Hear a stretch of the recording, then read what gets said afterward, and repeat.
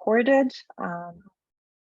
and we'll be sharing the recording with all of you and also posting it to HHI's YouTube channel. You will all receive a link at the end of a webinar today. Thank you so much again for joining us. Today we are going to be speaking about security and risk analysis in humanitarian negotiations, and we'll be joined by a fantastic panel, and which will be moderated by my colleague Anaid Nahikiam. She is the project manager for ENP. And please feel free to just some housekeeping rules here before we start. Please feel free to use the Q&A function throughout the webinar. We'll be going through your questions and hopefully we'll have time to address some of them at the end. That's our plan today. We'll also share our email in follow-up, the follow-up email you all received, so you can also send your questions or any other comments you may have about the webinar today to our email, which will be shared again. So I'll pass it on to my colleague here, Anaid. Thank you, Luciana, and it's a pleasure to be with all of you today. Good morning, good afternoon, good evening from wherever you are joining us. As Luciana said, we have an incredible panel joining us today to speak about all angles of humanitarian security. And as we know, attacks against humanitarian actors and operations really represent a constant and critical challenge for the delivery of humanitarian assistance and protection. They endanger lives, they violate norms, of course, and they jeopardize, our effective delivery of humanitarian aid. They also are emblematic of some clear policy and operational dilemmas that humanitarian agencies face between maintaining access to populations in need and, of course, ensuring the safety and security of their staff. And as humanitarian organizations find practical ways to cope with some of these issues, some of the adaptations still are unable to address some of the overall issues around deteriorating security environment for communities and as well for humanitarian action. So we have a great panel here today to speak about these issues. Without further ado, I will turn it over to each of our panelists for a brief introduction to the work that they're currently doing on this issue. And then we'll open it up to Q&A. So with that, Aisha, please, yes. You have the floor. Thank you so much, Luciana and Anaid, for the kind introduction and organizing this. It's very exciting to be here. So I'll just give you a bit of brief background. I work in a number of projects on humanitarian negotiation at the Peace Research Institute Oslo, but I wouldn't dare call myself an expert. But one issue that I've particularly been interested in and have been working on is the negative impact of sanctions regimes on humanitarian action, and particularly the proliferation of the constraints that are placed on humanitarian actors under counterterrorism measures. And while doing research on this topic, and I consequently ended up writing a paper on this issue, I came across this notion of tacit engagement, which really sparked my interest. So I actually want to take this opportunity to raise a few questions based on the literature review that I've done. So just to be clear, these are not a set of research findings. And I'm particularly interested in hearing your opinion around the framing of this issue and whether you think what I will talk about is an accurate reflection of what is happening on the ground. So I'm very interested in your insights as practitioners, especially. So tacit engagement is a form of remote management, and I conceptualize this notion as a type of non-formalized practical engagement that takes place on the front lines with no official close supervision or direction given from the higher levels of the humanitarian institutions. And this form of engagement is primarily employed to mitigate the constraints placed on humanitarian actors by sanctions regimes and to manage very high-risk situations. Because as you all well know, we see that increasingly humanitarian actors are finding themselves in situations where they need to engage with designated actors and organizations to be able to gain access and provide life-saving assistance. And there is growing concern around how these counterterrorism frameworks are shrinking the humanitarian space. And this is by no means a novel issue, but there has been a proliferation of these counterterrorism frameworks post 9/11. And if we were to give a current example, many key members of the current Taliban leadership, including the acting Minister of Interior, Sirajuddin Haqqani, if I'm not mistaken, are designated actors under the UN counterterrorism framework and other various national counterterrorism frameworks. And this creates a monstrous issue for practitioners as they are obliged to engage and negotiate with these actors under the threat of legal or reputational repercussions to be able to remain on the ground, particularly local humanitarian actors. And tacit engagement is used, among other things, to once again enable these local staff to remain on the ground and keep working in very high-risk situations, while alleviating some fears around organizational accountability, which can be an issue that leads to excessive preemptive self-regulation by itself. And I argue that tacit engagement is different from other modalities of remote management in the sense that it constitutes a deviation from regular structured program management. So we can say that there's a purposeful lack of information sharing and coordination between the local field staff and higher senior management levels of organizations, a form of purposeful opaqueness, you might say. And there are certain pitfalls to having to engage in this manner long-term, especially in situations of protracted armed conflict. There are a lot of negative implications around the inappropriate risk transfer to local staff and other various points of consideration. And before I give the word back to you, because I can see that my time is about to be up, I really want to emphasize that I'm not trying to frame this as an argument against localization or the way in which local practitioners on the field have to engage with designated actors, because as you all well know, oftentimes this is the only alternative to entirely withdrawing from the humanitarian space. And this can have disastrous consequences, as we have seen in the example of the 2010-11 Somalian famine and the designation of Al-Shabaab under the UN Security Council sanctions. So hopefully what I managed to emphasize within my paper was the need for the systematic adoption of general sectoral exemptions in domestic and international frameworks. Thank you very much, Aisha, for that introduction. Dukup, I will give you the floor next, but just wanted to remind our participants, if you have any questions based on what Aisha or any of our panelists have introduced, feel free to add your questions in the Q&A. We are going to be looking at those and putting them to our panel. Okay, Dukup, up to you. Thank you. All right, thank you, Anaid, and thank you so much for the opportunity. So I have worked in different contexts, and I have worked in the security department of various organizations, particularly have worked in Northeast Nigeria and in South Sudan.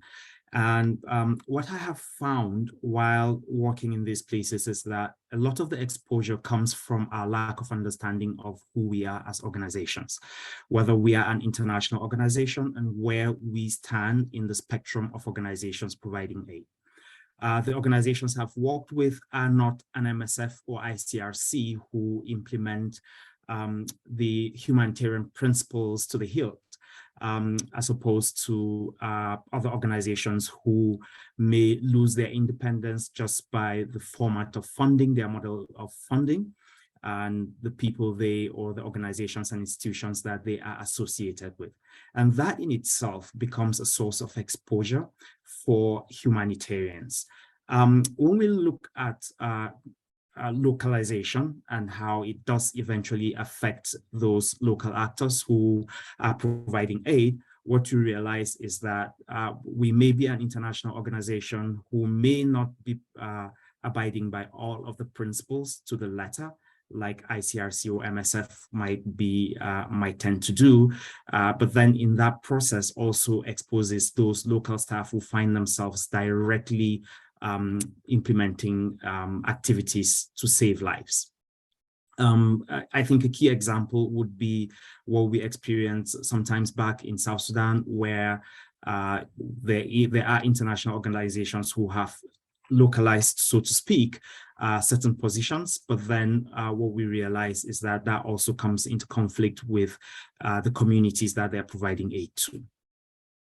Now, beyond that, we also have issues surrounding how we do context analysis and understanding who are the key actors. So actor mapping in general becomes particularly important in these kinds of situations. So what is the conflict that we're dealing with? When you look at locations such as Northeast Nigeria, where we're dealing with terrorism, and you probably do not have any recognition of those organizations and the individuals who have power, then it becomes particularly difficult for humanitarians to be able to identify who they should be dealing with. And then, of course, that also brings into question the issues related to the organizations or your funding models and who you're associated with. So certain institutions, for example, will provide clear guidelines. You should not provide aid to terrorists. And that in itself has shrunk the humanitarian space and probably created situations where locals who may be operating in those areas are more exposed than they would ordinarily be.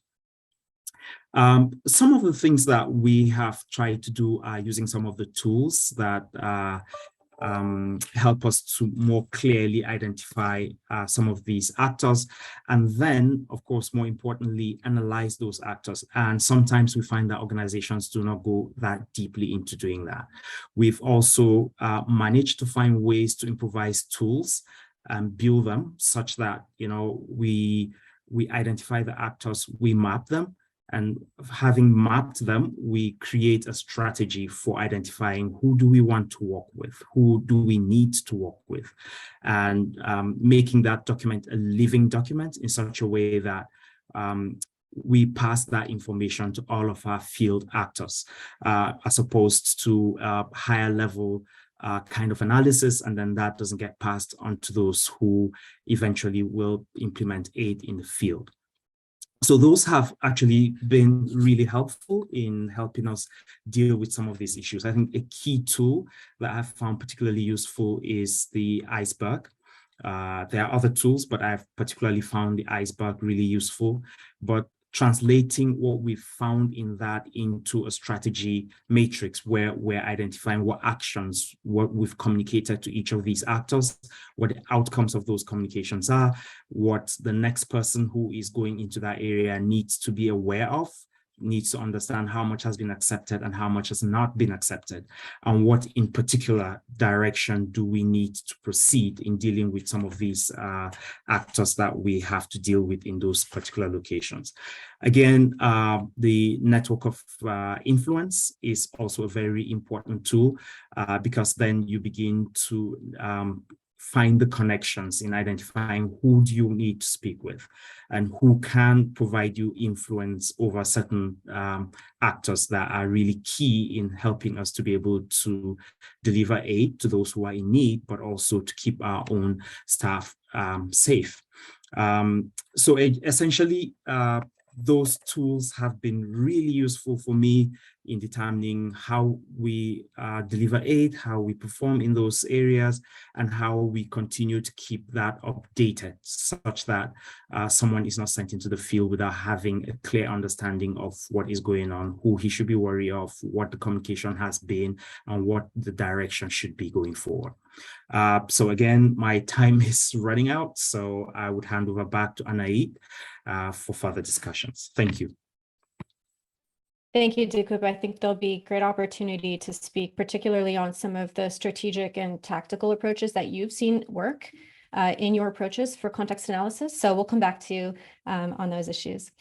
Next, I'd like to invite Pascal to take the floor.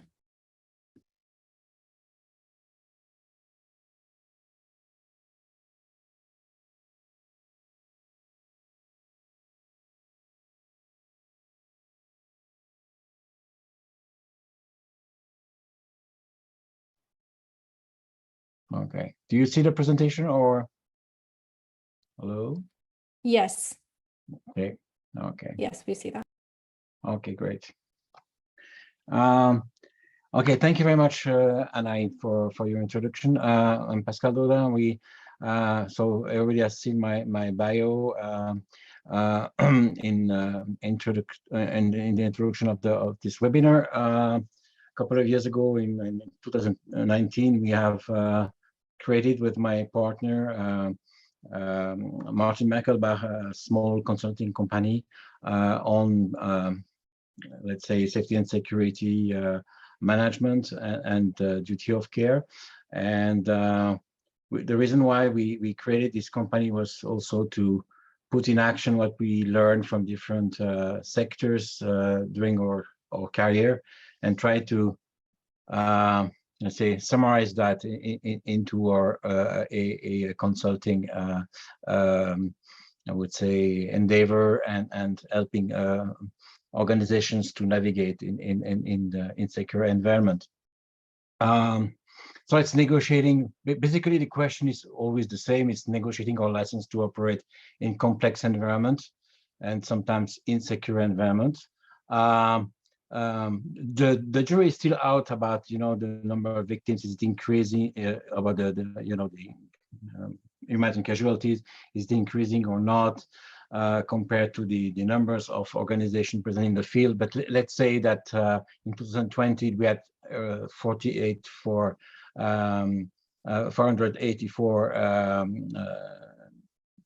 operators attacked, which is still extremely high. And we can witness whatever the analysis that humanitarian space is shrinking everywhere.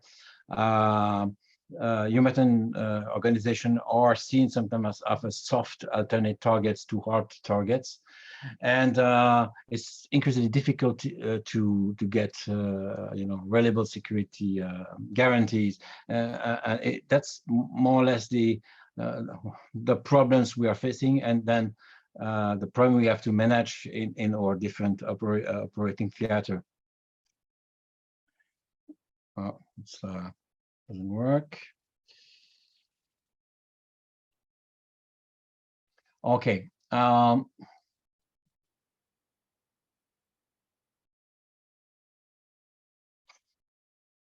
I've got an issue with my presentation. I don't know why. Okay. Is it? Luciana, do you want to try to? Okay, no, it's okay. Okay. Thank you very much. Aid actors are considered as direct targets and not only collateral damage. And then if you see the latest incident in Afghanistan, for example, you see that there is no misunderstanding about the motives of the perpetrator. You have sometimes a rejection of humanitarian ethos as such. The concept of humanitarian action is contested. In many places, political and military objectives supersede any form of humanitarian enterprise, which means that humanitarian action may not deploy completely its action because the political and military objectives overshadow all other considerations.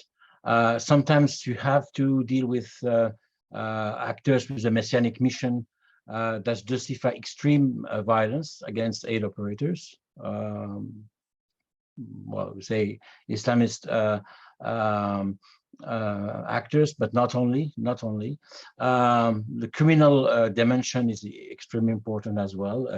In many places, you have a mixture between criminal and political violence, and most important, an impossibility to establish convergence of interests with some stakeholders. The basic the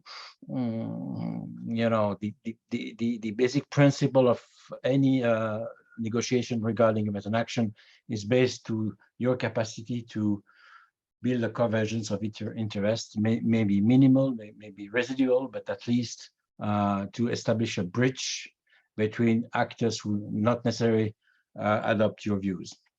So maybe very quickly, we are in a changing international power dynamics and conflicts, and you know, we believe that the situation will be more and more difficult and more complex.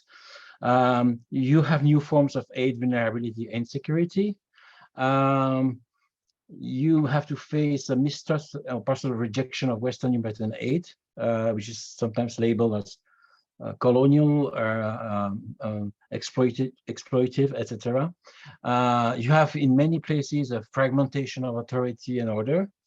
Look at, for example, Congo, and you have a shrinking humanitarian space. So we think that, and that's our main argument, that traditional models have limits.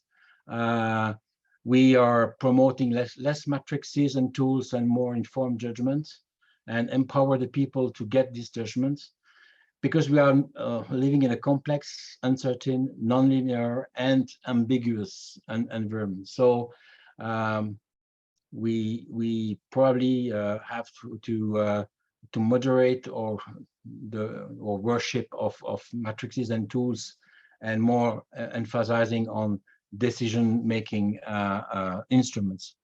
So we need new ideas. We need to respond to new challenges with new methods, and not to use old methods for new situation, and to adopt flexible approach. You know, one size fits all is for us totally over. So there was a question about overarching framework, etc. I'm not sure we are moving in that direction. So we need to deal with uncertainty and complexity. So it's more promoting agility and resilience. As a metaphor, is you know, the opposition between defending walls versus agility and different morphings of humanitarian action. We should not stand behind our walls but get out and be agile, and you know, move in that kind of environment. So we have to adapt our structures, processes for different environment configurations, and not establishing central and rigid models, which would fail in some context. And we should also build a resilient organization, so prepare to be surprised, preventing and preparing to avoid or navigating the storm, because the storm will come. And to establish what we call a deep security, which means to build an active immune system, if the metaphor is understandable, which means that we have different layers of protection, you know, the communication layer, the security management layer, etc., which have to be combined in all operating environment. Okay, so that's the main argument is to correlate the evolving political nature of working environments with the image, objectives, and activities of organization willing to operate in those environments. So you have to really to adapt your security policy and your security plan according to your image, your objectives, and activities. And of course, it means that you won't have the same system if you are a pure humanitarian organization or development organization, if you're doing nexus, or if you do some, you know, agricultural project, that will be to be adapted to your own vulnerability and risk profile. Okay. Don't look at this scheme. Somebody was again asking about the overarching framework. I think we prefer to talk about the common grammar. You need to assess, you need to prevent, you need to prepare, and you need also to have a system in place in case of crisis, kidnapping, killing, etc. Then you need to recover with business continuity and review. That's the or common grammar, and how we try to approach the problems with our different clients and partners. We try to divide the work in these 5 5+1 different boxes where we tend to see where the organization can improve its own capacity. So what we do in terms of methodology, we do some deep dive assessments of working environment. I think our colleague Dukup was extremely articulate about the need of an assessment of working conditions. Probably that's the most important aspect. You need to review existing safety and security policy, the mechanism in place. Most important, you conduct meaningful conversation with all relevant stakeholders. You don't impose your models, you don't impose your views, you talk with the people who are concerned. And sometimes they have the solutions themselves. I mean, most of the time they have the solutions, but they are probably less inclined to express them. You develop tailored solutions, know what's beneficial, no overarching framework, no tools, you just pushed to the field. You co-create your policies, your response strategies. They should be practical, actionable, reasonable, and adapted to your organization. You build your intervention on existing in-house competence. You have in-house competence with local employees, with expats as well. The people do you have usually the competence is there. You don't need to train or to teach, but you need to organize the local knowledge and make it actionable. And then the last thing is to perform staff empowerment, to perform informed judgment. Don't make robots which will tick the boxes, but make people who can grab a problem, deconstruct the issue, and then develop policies. And I will stop here. Thank you very much. Thank you, Pascal. And moving to your colleague, Martin, who will speak to us a little bit more in depth about the aspects of negotiation that are linked to your work in deep security. I'll try to share. You see this? Brilliant. Full screen. Where is it?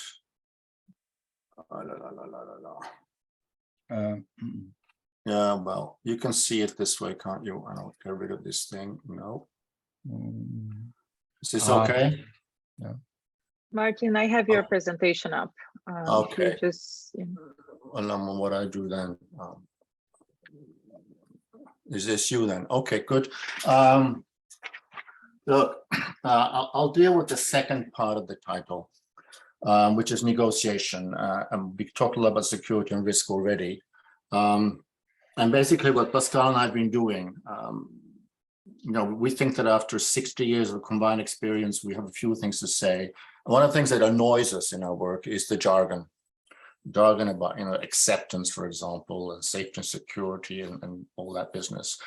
We did some papers that are still valid on risk management about 10 years ago, another one on duty of care, which are still cited and we think has some impact. So jargon, a pizza, everybody knows what a pizza is, but the pizza you get in Naples, Italy is not the same pizza as you get in Des Moines, Iowa. Okay, so let's unpack some of these terms and maybe they've rephrase some assumptions and rephrase or tease out, some different meanings. Okay, negotiation. So we never talk about this, but I think let's just unpack this a little bit. It implies relationship. You're interacting between people, two groups, or even two countries. And it really means is that you try to find an ability to work together, i.e. you have to find common ground, for convergence of interests. Some others have mentioned that already. Now, this implies communication, which is an exchange of thoughts and messages, information in different ways, such as speech, signals, writing, and behavior. This should be obvious. But communication is an important part of negotiation. How do you do this? It's not obvious for everybody.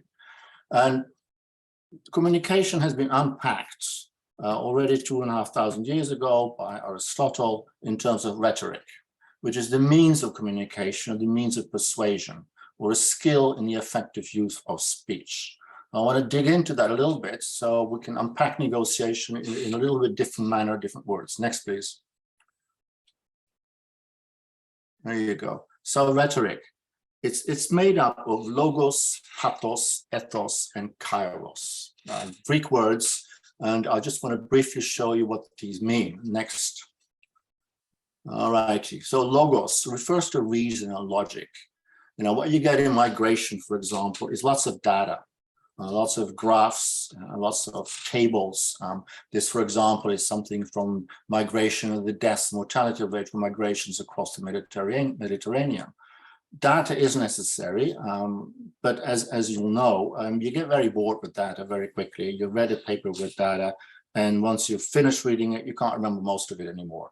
Politicians know this, and they use, and press knows this very well, and they use pathos. Next. Now that refers to emotion and psychology. So despite all the data for migration, or despite all that data on climate change, for example, which has been around for 40 years, but it's only now people start picking up on it when they see a fire, a big flood. The migration thing was put on the agenda very, very graphically by the picture of this small boy who drowned after his boat in the Mediterranean sank, and they found him dead on the beach. This is a picture you remember. So the pathos, the emotion, psychological impact of your message is vitally important next to your data. You have to get that across. Next. And then, you know, the ethos of the person who's speaking, the person who's communicating is important. Now, in humanitarian terms, we talk a lot about identity, but it's more than just identity. You have to unpack it a bit more. This is an example from Denmark. They say, we welcome refugees to Denmark, which is a totally different attitude and ethos than, for example, the British government, who for many, many cases insists that a refugee applies to the UK embassy consulate in their home country before they get the right papers to come to the UK, which obviously is a lot more difficult than going there and getting the papers done in Denmark. So the ethos between these two examples are very different, and you have to be able to get that across. This could be values, it could be ways of working, it could be many different things that you could put together into the ethos. Next, please. And then what is important is the fourth and last one, kairos, which is the right, the critical, opportune moment to start this discussion, this communication, this negotiation. Now, this is a picture of the space shuttle that exploded shortly after takeoff. This is probably a good moment to talk about the risks and problems with safety and security in space travel. It is probably not the good moment to talk about the advancement of science and trying to get people to Mars. Different objective, different purposes of your communication, but you have to seize the moment. And you can think of many, many examples. In the UK with Queen Elizabeth II, who has just died, it is not the moment to talk about, you know, that England or UK should be a republic, et cetera, et cetera. You get that. Next. So you can put this together in a simple diagram where you link these three things up. And I think when you start negotiating, you have to look at these things and unpack them a bit and discuss them with everybody. Because, you know, coherence between these things is important, that the people in your organization say more or less the same thing about these topics when they present, when they talk for different people. Next. There are many, many, many diagrams of the triangle of rhetoric on the web. If you go to Google and type rhetoric images, you get hundreds and hundreds of pictures. This is the one I pulled out because you have the rhetorical triangle, but there are two words at the bottom, audience and speaker, which are very important. So one more slide on that one. Next. The audience and the speaker, both identity and perception in humanitarian words, both are important. It is not just the speaker or the humanitarian organization that has this identity problem.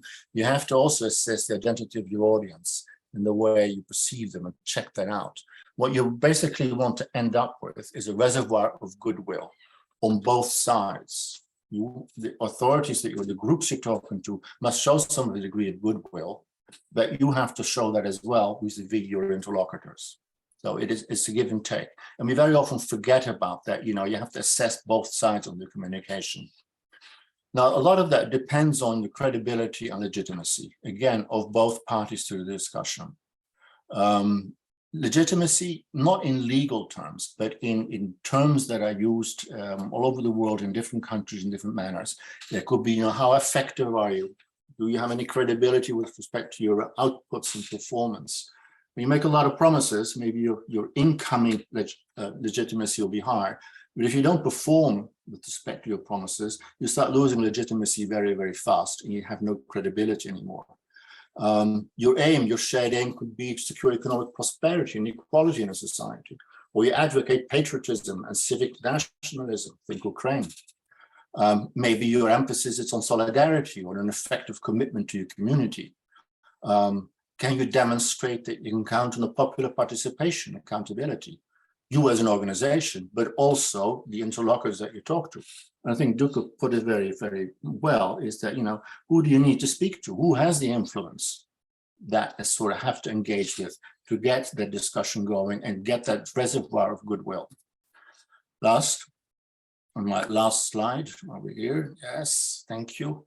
There are some risks, of course. You might end up, or you might just engage in presenting the wrong argument, although the cause is good. You have to really assess that, what you're going to say and how you're going to say it. You might misunderstand or wrongly define your target audience, the people that you're talking to.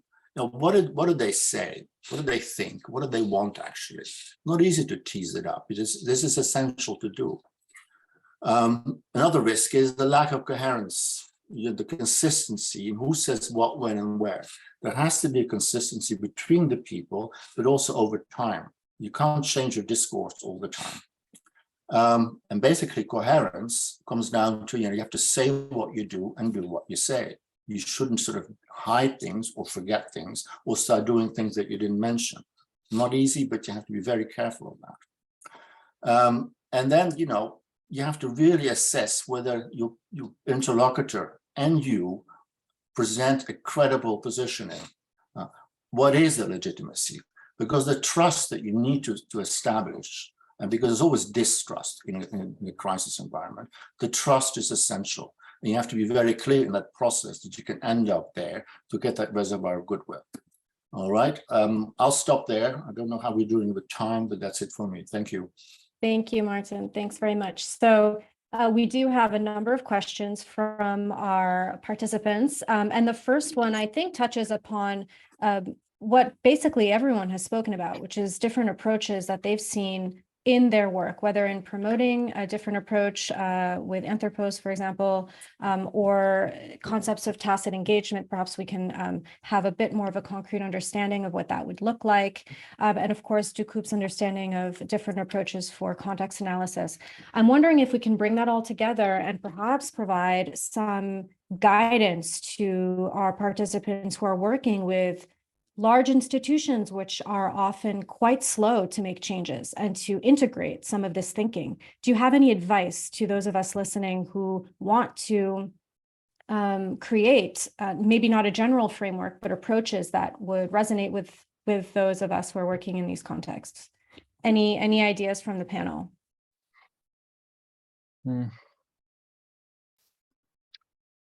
Well,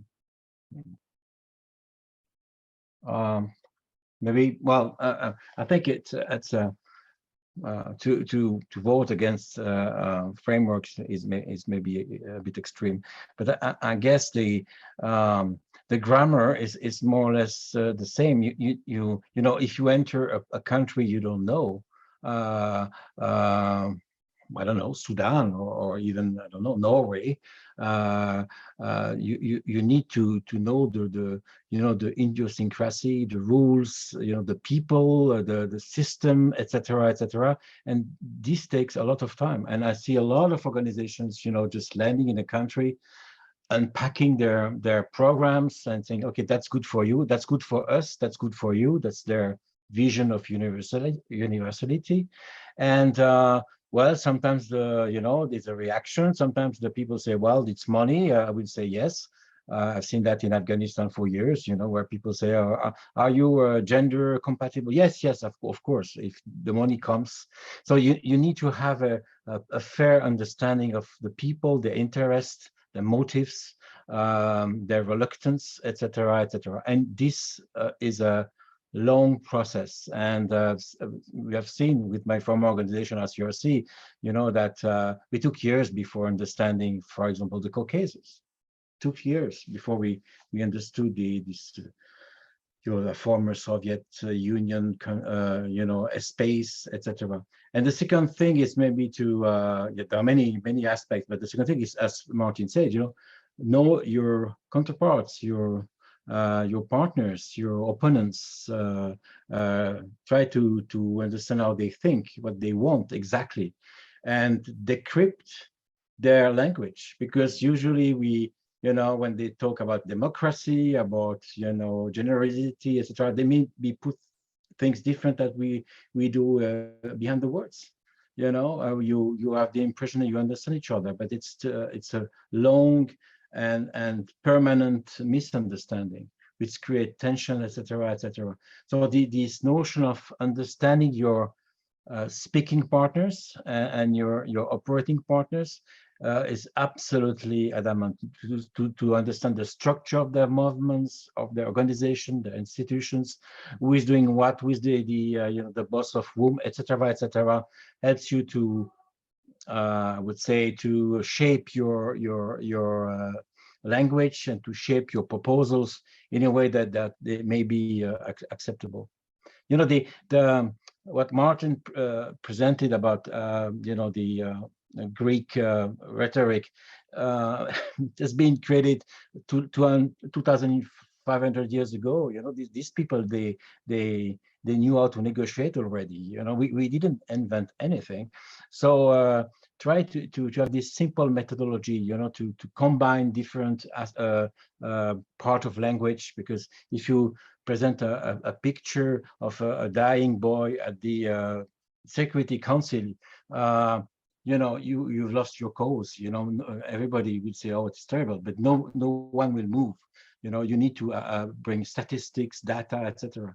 But in different setup, then maybe the pathos approach could be extremely powerful. It depends of the environment, depends of the people, but to have this simple grammar and before any I would say conversation with a partner, think of these three elements or these four elements, and it will help you to at least to have a coherent narrative. Thank you. Thank you, Pascal. Aisha, do you have any comments on this? Maybe on Tacit? Yeah. Not specifically, but perhaps something that will make the concept a bit more concrete, if that helps.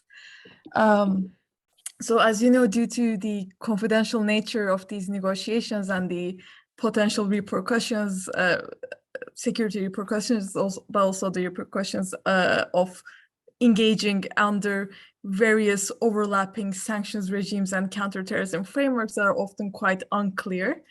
It's very difficult to give an explicit example from the literature because it is left purposefully vague. But I can talk about very briefly a case brief from the Center for Strategic and International Studies that will hopefully clarify the concept a bit. So the case brief is on humanitarian operations in Syria. And it is pointed here that there were many occasions where international aid workers at the time avoided certain parts of the country due to the very high-risk situation. And this left the national staff to negotiate access and provide monitoring and evaluation activities. But however, this delegation of the negotiation activities was made in an unofficial and unclear manner. So there really wasn't an explicit, not necessarily a mandate, but delegation given from the senior international levels of the organization. And one issue that arose from this was that the donors of the organizations, they required the local staff to report on impediments and diversion to aid. without really any substantial protection in regime-controlled areas, which were heavily monitored. So this ended up becoming a very significant additional security risk to local staff. I hope this made it a bit more clear. Thank you. I actually want to pick up on that in just one moment, but before that, giving Dukup the floor to answer the first question. Right. So, so in terms of so the three things I just want to point out. So first, in terms of strategic negotiations, when the higher ups do negotiations, I think it's really important that the results of those negotiations are passed down, and that there are living tools, so to speak, where people can follow up and on a day-to-day basis can understand where acceptance is being fractured. You go into the deep field and you realize, oh no, some of these things that the higher ups in this area have already accepted have not actually been accepted by actors locally on the ground. So that on a day-to-day basis, if the strategic level needs to go back and renegotiate certain aspects, then it's clear to everyone. So I think that helps a lot. And like I pointed out, one of the key things was, when we do the analysis of where each one of these actors are, how will they impact our work, and essentially what action do we need to take in order to be able to gain acceptance, maintain acceptance, and making sure that our teams are safe and secure. I think that document, making it a living document, really helped. And that became, part of the framework that we used as an organization, or what we're building as an organization, to ensure that, we're not just doing strategic conversations and then we are letting people just roll on the ground, and then at the end of the day, they're just completely exposed until something goes wrong, and then we're already entering a crisis and then trying to find a way to deal with it. So that's one part. Now, the second aspect is when we talk in general about frameworks, I think what I found was it's not just one thing, it's a lot of different tools that you can put together. And I think what the HHI and some of the other networks have done have been really useful in putting those various tools. For one to negotiate, it is important that there are so many moving pieces. Is it your ability to understand what the context is, identify who you need to speak with, identify who should do the speaking, identify what is a red line for you, for your organization, or for the humanitarian community. Do you want to negotiate as a community? Do you want to negotiate as an individual organization? So a lot of that has actually been packaged into the frameworks that the humanitarian negotiations package contains. And I think that is something that needs to be spread. And maybe one of the key problems right now is access to that education, especially for local organizations. But I think what the Harvard Humanitarian Initiative is doing in trying to get more trainers in is a good step towards making sure that this is something that can spread across organizations. The last thing I want to speak about is the issue of cultural intelligence and social and emotional intelligence. And I think Pascal and Martin have done a fantastic job of breaking that down. So I'm just talking more at a higher level, but those cultural intelligence, being able to understand what works for me because I come from a particular part of a country, or because I come from a particular country, may not necessarily be what works on the ground. And it's really important that those kinds of tools are built into part of the framework, so people can clearly understand that, well, say, for example, in Nigeria, it's really complex. I come from one part of Nigeria and then I go to the northern part of Nigeria, and then what is okay by me is suddenly not okay. And because I'm culturally built to think what I do is what is right, I probably end up finding myself in a very difficult situation very quickly.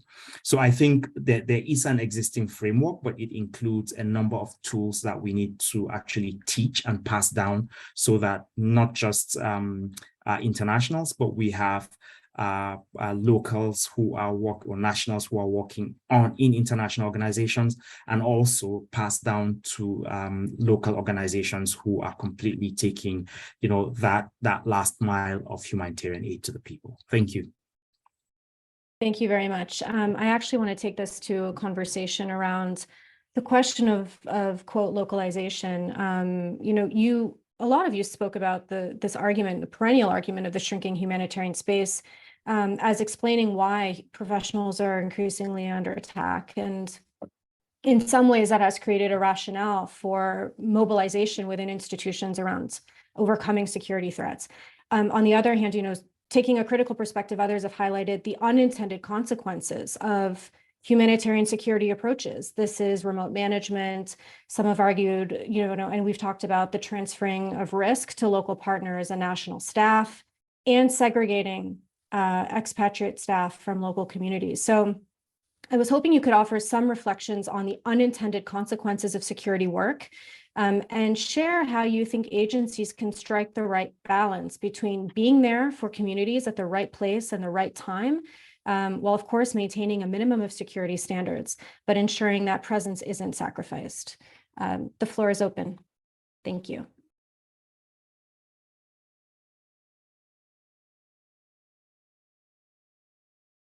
Can you hear me?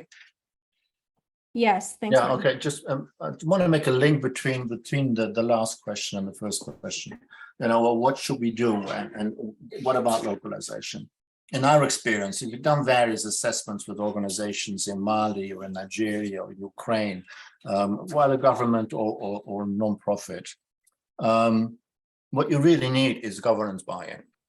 If the governance of an organization is not on board, you're not going to get the resources and the time that are needed to do these things, because they're still seen as add-ons, the nice to have, because the dogma in many organizations is that most of the dollar has to go to the beneficiaries. Therefore, it's a luxury to have training. I encourage organizations to, tell me how many people in the organization actually had safety and security risk training, even if it's just a day. How many are there? You'd be surprised how many people are sent out there without anything, without any notion.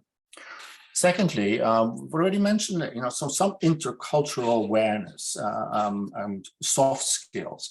How much time do we actually, and how much time and money do we actually spend on doing this within organizations, even for the people who are running the show? It's just not done. We all know, we've been telling each other for 10, 15 years now, and it's not happening. And it's not happening because governance, including the donors that actually pay your governance and others, don't put this on the table and don't see it as important to actually delivering. Do I have an answer to this? No, but when we, Pascal and I, do a job, we insist that governance is involved and the governance actually supports what we're doing. Now, are they going to implement it, what we're saying afterwards? That's another story. It's going to take a long time. But the weakness of the disconnect between what we say and what we should be doing, what's actually happening, is terrifying, in fact. We're really sending people out, including remote control and people working locally. We're sending them out into situations for which they're not prepared. And if we're ethical about it, it's totally unethical what we're doing. And the money and time should be spent on this. All right, stop there. Mm-hmm. Thanks. Other comments? Duku, Baisha, Pascal? Yes, maybe to build up on what Martin said, Martin said at the onset of his speech that we are, increasingly nervous with jargon. I'm personally increasingly nervous with concept. There's a kind of conceptual metastasis in the humanitarian sector, and we think that concept are the real thing. Let's like to say that a map is the territory. There's a big difference between a map and the territory. A map is a representation of the territory. So a lot of concepts, policies, frameworks, etc., guidelines, which are produced in labs, sometimes in Western world, in the Northern Hemisphere, but also now in Africa or in Asia, because everybody's playing the same game, ignoring sometimes the reality on the ground. You know, people don't eat concepts. They don't eat guidelines. They want to aid materializing, being relevant. You know, and that's also something we see in the safety and security realm. We see a lot of manual guidelines, etc. But sometimes the basics are not there. Simply the basics are not there. I mean, the cultural intelligence, I would say, is in some part of the world is the first step before doing anything. You know, if you don't know how Mali is working, if you don't know that in Mali the state has disappeared from the surface of the earth, you need to configure your action accordingly. You cannot just ignore that. For example, in Mali, out of 50 governors, 47 are living in Bamako. Well, it tells you a lot about the situation on the ground, you know. And if you cook up, you know, security policies in Geneva, New York, whatever, or in Boston, and you don't realize that this is the reality, you have to, you know, configure your policies according to this situation, and not the other way around, you know. So thank you, yeah, Pascal. I do want to make sure Aisha and Ducoup have a chance to respond as well. Thank you very much. We just have a few more minutes left, so I just want to make sure that you two both have comment on this. Okay, so for me, I think the panelists have really given it done a good job of responding to this. And I would just leave it at that point and say that I completely agree that a lot needs to be done. It's okay to say, well, we're bringing in concepts and frameworks, but then if those things don't distill down to the teams on the ground, these teams are going to continue to have problems. We're going to have a lot of people killed. And again, I come back to always making sure that, well, it's not okay to just have strategic negotiations and gain access from the higher ups, but then down there, you know, it's all completely fractured, and then we send our teams out there and then they get attacked. So that's what I would leave with. Yeah, I also thank you so much. I think this is a very interesting discussion. I also agree with all of the points, and I can just maybe very briefly just add on by saying that I've just, while doing writing this paper on tacit engagement, I've come across, particularly for the context of remote management, I come across so many reports of local humanitarian practitioners feeling that they did not receive the support or resources that they need to ensure their own safety and security in these situations. So I think this is a quite an on-point diagnosis. Well, unfortunately, our time is running out. It's never enough time for these very important and in-depth discussions. So before we close officially, I want to thank wholeheartedly our panelists, Aisha, Ducoup, Pascal, and Martin, for being on the line, for sharing your experiences, for the work that you're doing, and for your insights today. Of course, I'd also like to thank the HHI team, Luciana, for all of your tech support, and everyone who's been working behind the scenes to make this thematic briefing webinar a success. As a reminder, the recording of this session will be available on an HHI YouTube channel, and we will be providing information and additional resources in the show notes. So items like Aisha's article, people have been asking information to direct colleagues to Anthropos Security with Pascal and Martin's work. So all of that information will be supplied there. If you have any questions, don't hesitate to reach out to the HHI team. And thank you so much for the conversation. Wishing you all a great weekend. And of course, stay safe. Thank you very much. Thank you. Bye-bye.